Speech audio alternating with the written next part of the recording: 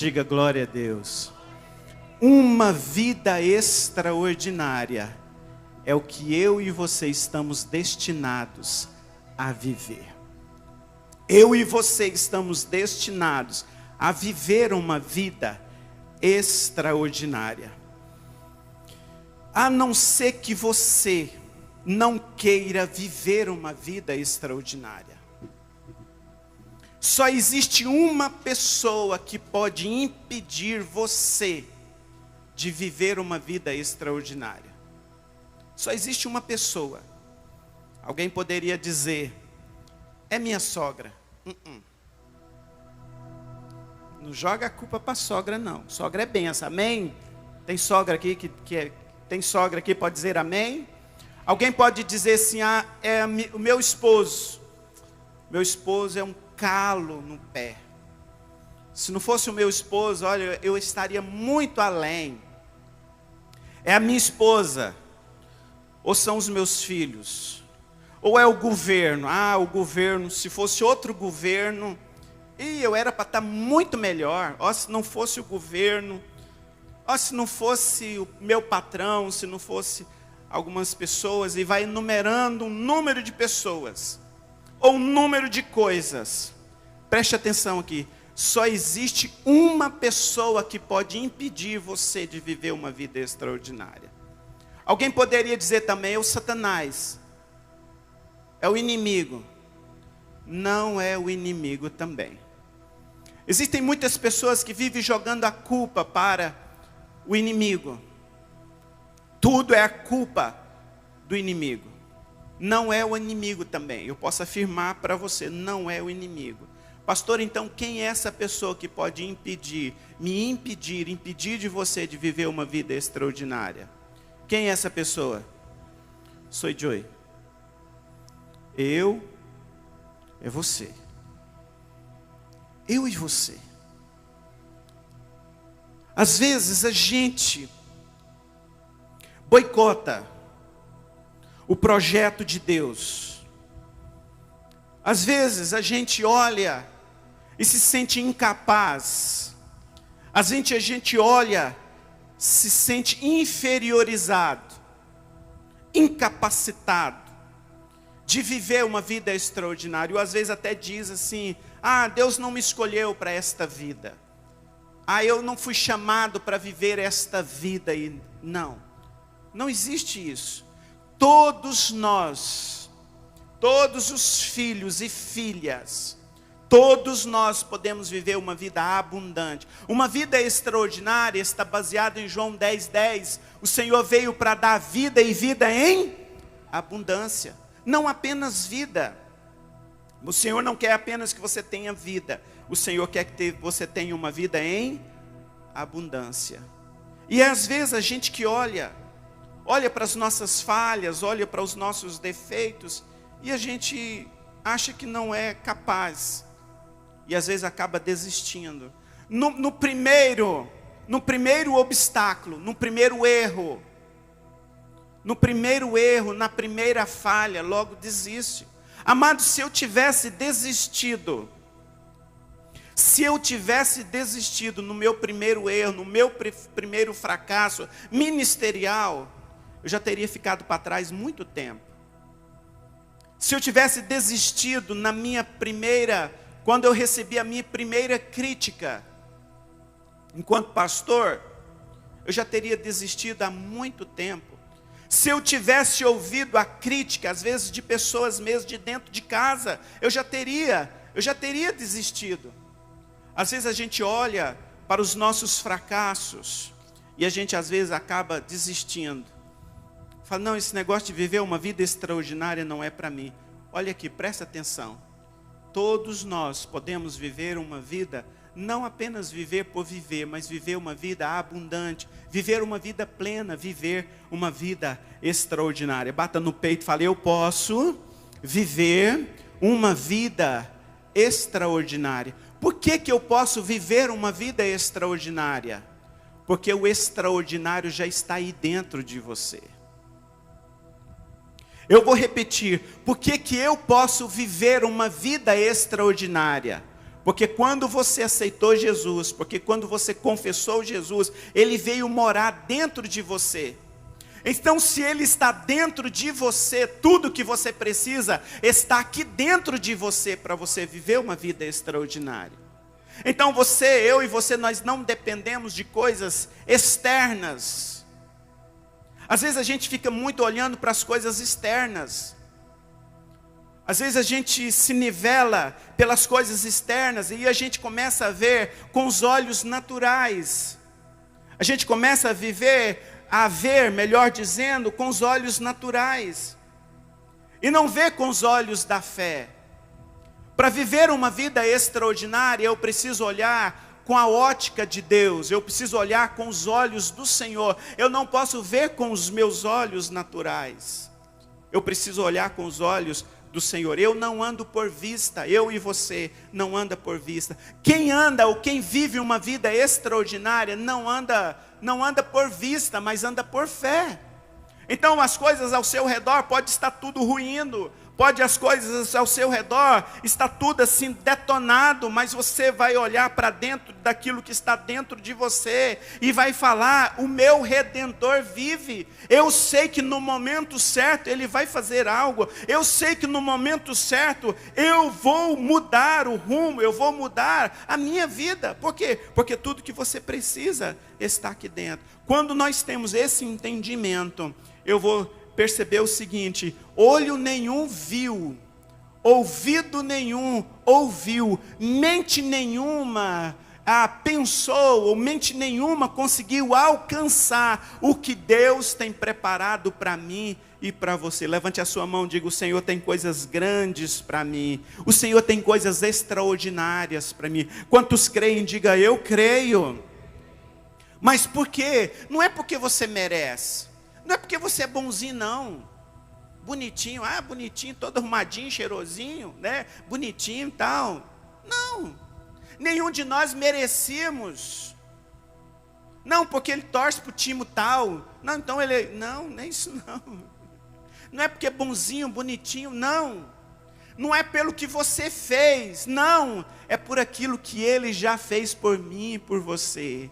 É por aquilo que Cristo já fez na cruz do Calvário. E aí eu e você, nós podemos viver uma vida extraordinária por conta da graça do Senhor. Diga: é a graça. Eu não merecia de forma alguma, mas é a graça do Senhor que está sobre mim, sobre você. Quando eu tenho esse entendimento, meu querido, nada me para, nada vai me deter. Por quê? Porque eu sei quem eu sou em Cristo Jesus, e eu sei que eu fui alcançado pela graça de Deus.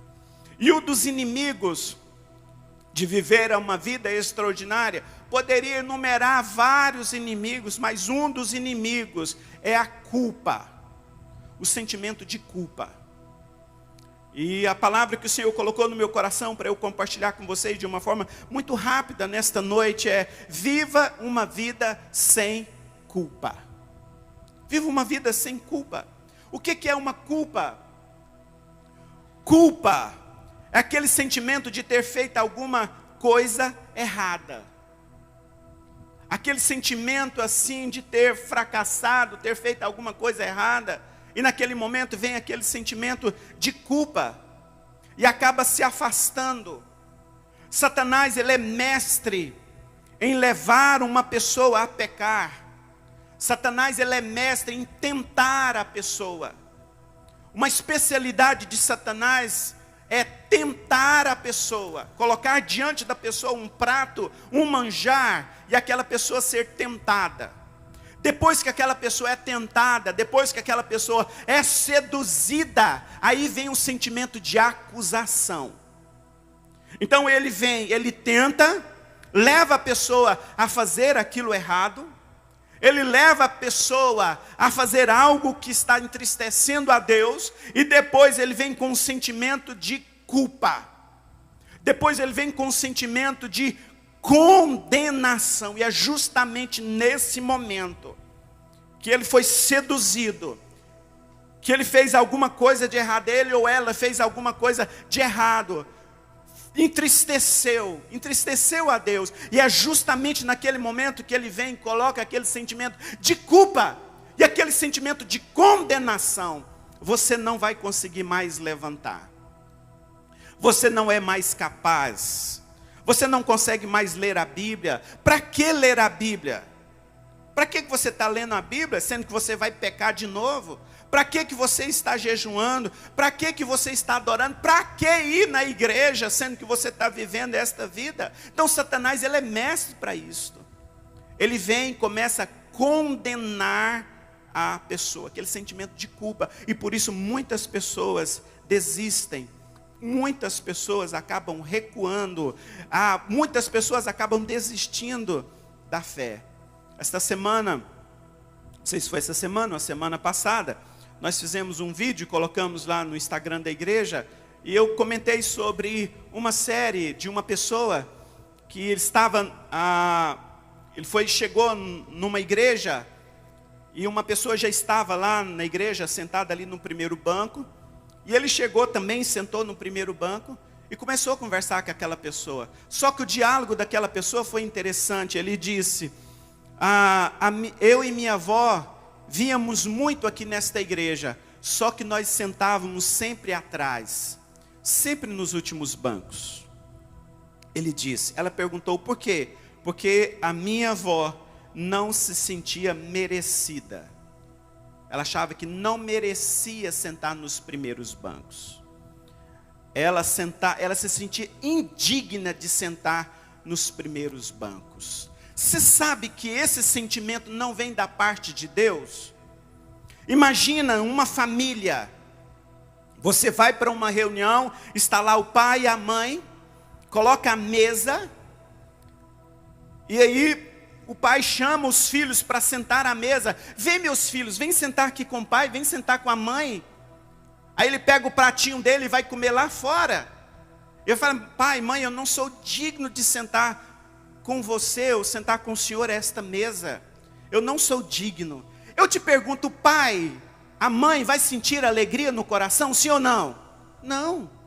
Qual é o pai que vai falar assim, é isso mesmo, pisou na bola, fez tudo errado, vai sentar lá fora mesmo? O pai faria isso, sim ou não? Não.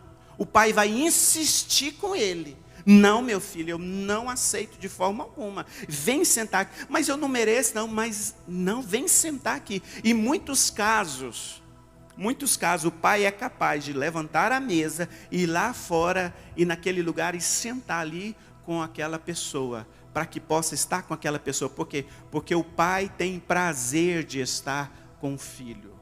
O pai tem prazer que está com o filho. É esse sentimento que eu e você, nós precisamos ter.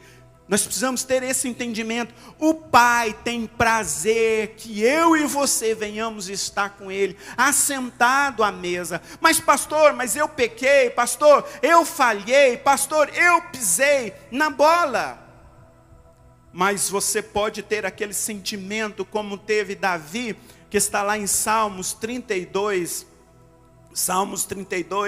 de 1 a 5, eu queria ler com você este salmo. O Senhor colocou no meu coração este salmo, e eu fui muito ministrado, e eu queria compartilhar com você esse salmo 32, do 1 ao 5. Como é feliz aquele que tem as suas transgressões perdoadas e seus pecados apagados. Digo, uau! Davi está dizendo, como é feliz aquele que tem as suas transgressões perdoadas e os seus pecados apagados. Ele usa novamente a mesma expressão no verso de número 2. Como é feliz aquele a quem o Senhor não atribui culpa. Diga, este é o meu Deus, este é o meu Pai. Ele está dizendo, como é feliz aquele a quem o Senhor não atribui culpa e em quem não há hipocrisia. Ele está falando aqui de reconhecer os erros, de reconhecer as suas falhas, não ser hipócrita, não pôr pano quente. Não, eu falhei realmente. Não está falando aqui de concordar com o erro, não, de forma alguma. Mas ele está dizendo de sinceridade. E o salmista, ele está dizendo: enquanto eu mantinha escondidos os meus pecados, o meu corpo definhava de tanto gemer. Sabe que existem algumas pessoas que sentem dor no corpo todo, um peso na alma. Não só um peso na alma, mas um peso no seu corpo todo. Ele não consegue romper. Por quê? Porque ele carrega sempre as mochilas. Ele está sempre carregando as mochilas, ele está sempre carregando os fardos. E por isso ele não consegue romper, porque com o passar do tempo ele vai falhando, ele vai pisando na bola, e aí vai vindo aquele sentimento de culpa, ele vai juntando para si, mas ele não se esvazia, e daí a pouco ele está sentindo uma pessoa pesada. E algumas pessoas que têm até enfermidade realmente no físico. Pessoas que acabam se definhando fisicamente por conta daquele sentimento de culpa que vai ali acumulando. Mas o salmista, ele diz: pois dia e noite a sua mão pesava sobre mim, minhas forças foram se esgotando, como em tempo de seca. Veja o verso de número 5. Então reconheci diante de ti o meu pecado e não encobri as minhas culpas. Sinceridade. Chegar diante do Senhor como Davi, rasgar o seu coração e falar: Senhor, eu tenho sim, tenho as minhas mazelas, mas eu não quero essa vida para mim. Senhor, eu pequei, Senhor, eu vacilei, Senhor, eu falhei, mas eu não quero esta vida para mim. Existe uma diferença do pecado ali, onde a pessoa chega e comete, ele corre para Deus e pede perdão, do que a iniquidade. A iniquidade, ela passa a ser o prazer no pecado. A iniquidade quer dizer o prazer no pecado. A pessoa vai ali, comete uma falha, e ele sente o prazer, ele vai lá, comete novamente, ele vai cometendo novamente. Por quê? Porque ele vai acostumando a sua alma, ali mesmo ferida, mas ele está sentindo prazer, e daqui a pouco ele já não tem mais ali, ele já não consegue mais correr para Deus.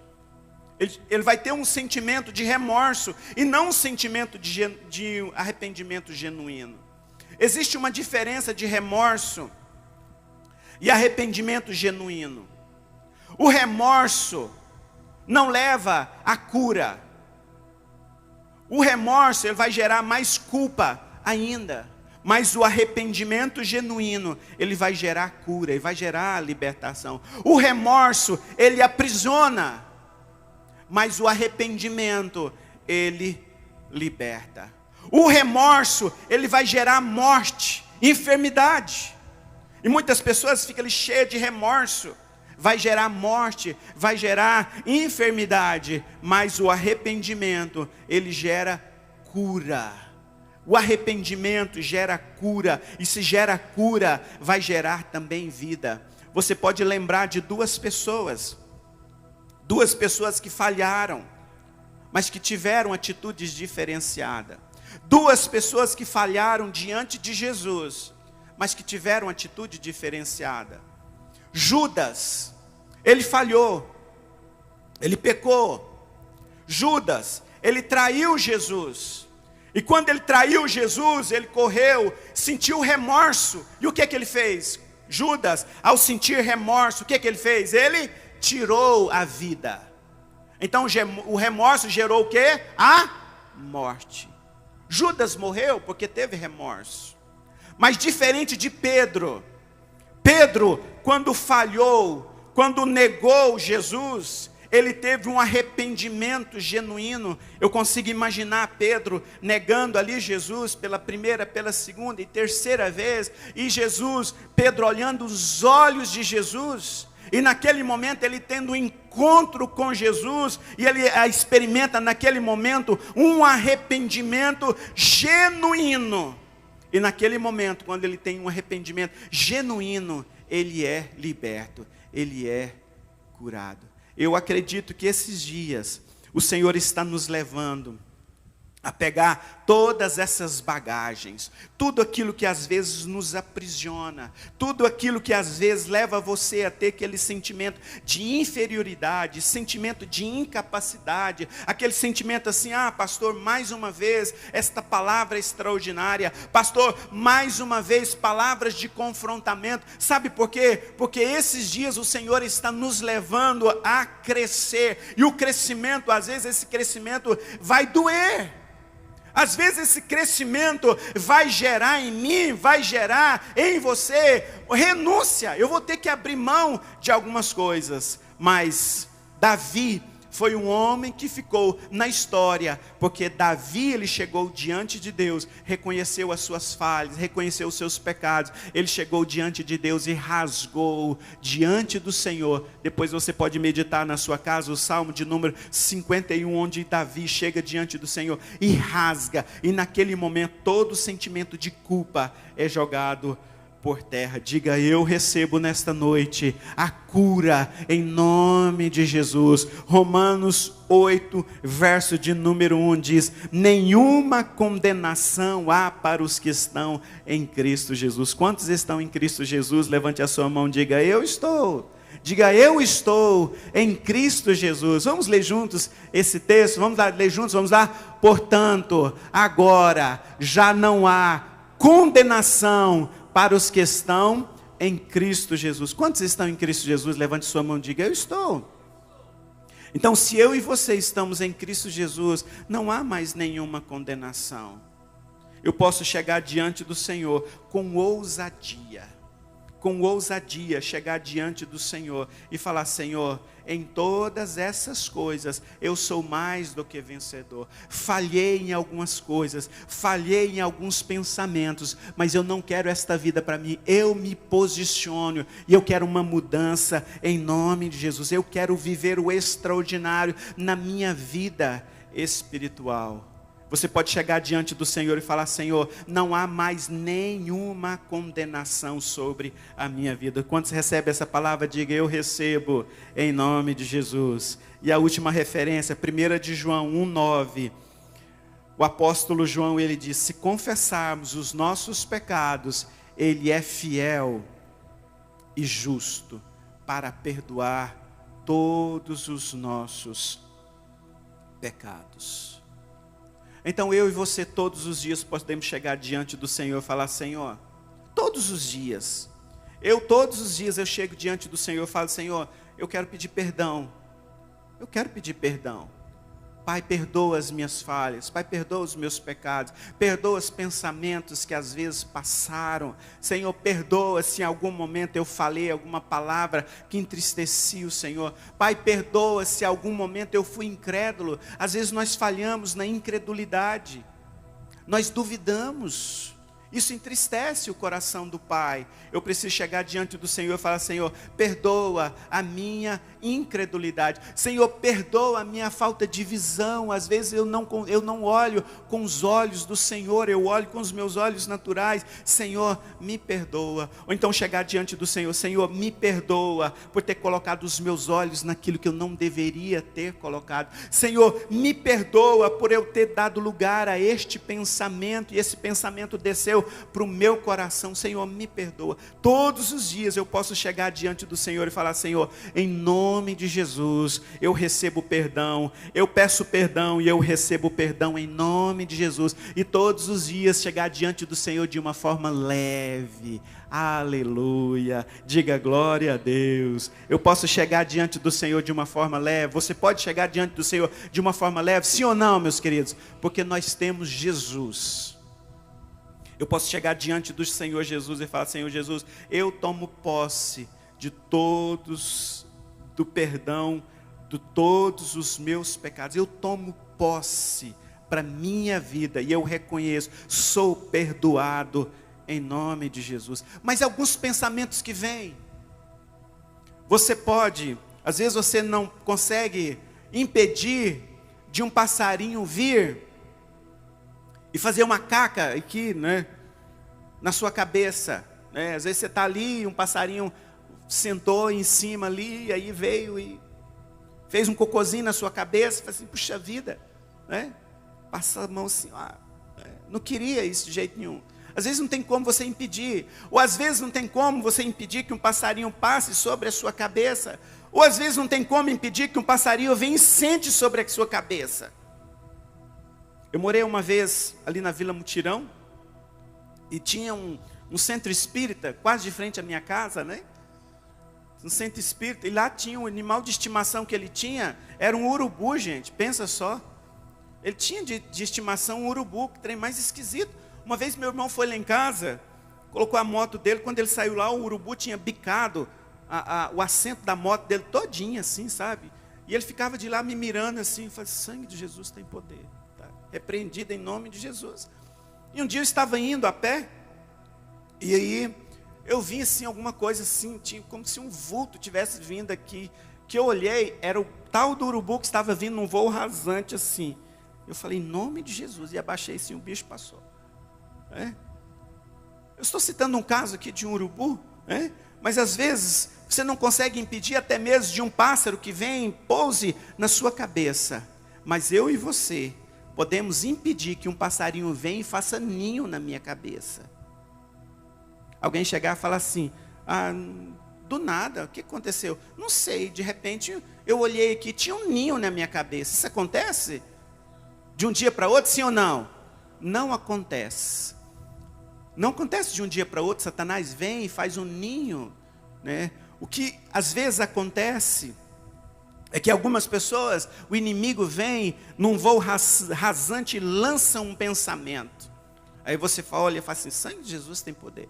Daqui a pouco, aí você vem de novo, e você às vezes já vai acostumando com aquilo. Daqui a pouco, aquele pássaro já vem, você vai se familiarizando com ele. Daqui a pouco ele começa a sentar na sua cabeça, daqui a pouco ele está fazendo ninho, daqui a pouco ele está ali, botando ali, gerando alguma coisa em cima da sua cabeça.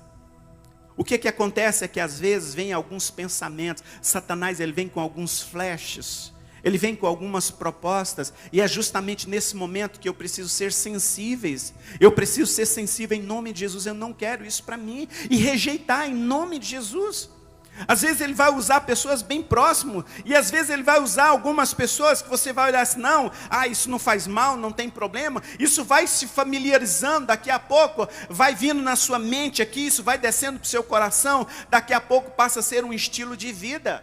E daqui a pouco você está familiarizado com aquilo, daqui a pouco você está vivendo uma vida de derrota, uma vida de culpa, uma vida de condenação, porque aquilo aos poucos foi dominando você.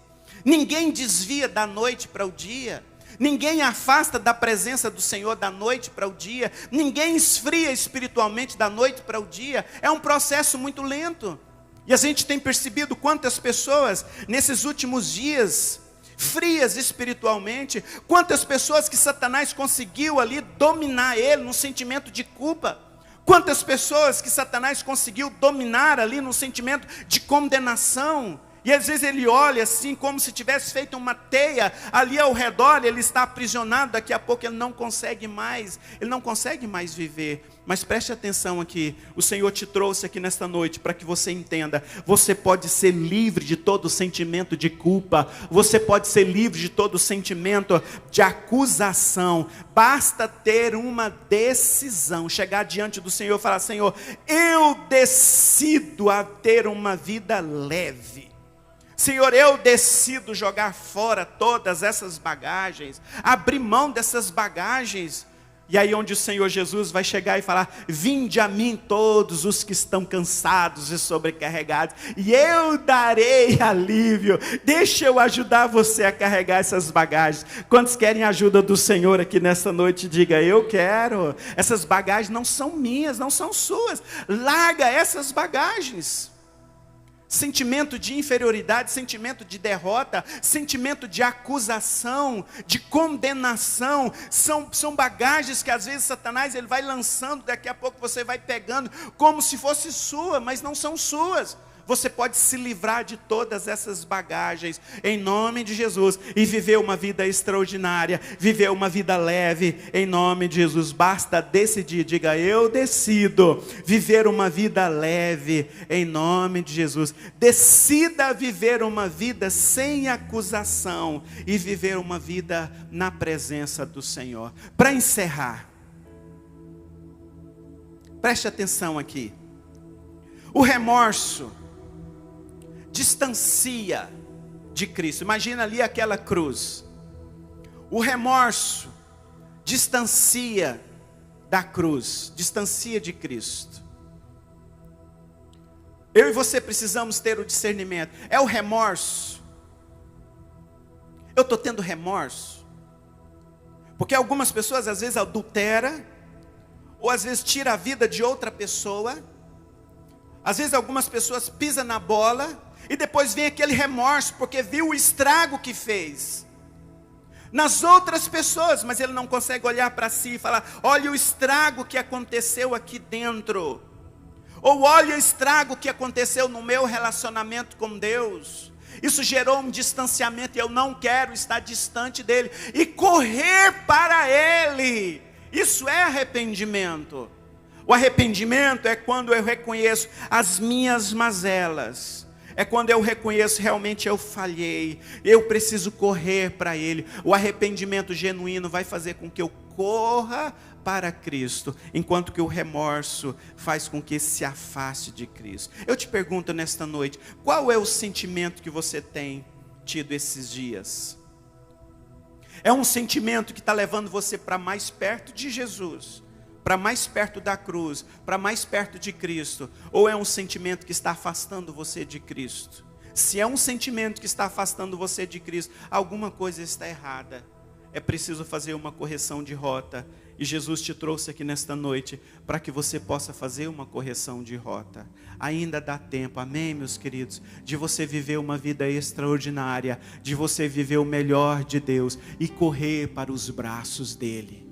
Eu queria que você fechasse os seus olhos, da forma como você está, e você imaginar Jesus de braços abertos, dizendo: vem meu filho, vem minha filha, vem sentar comigo aqui à mesa.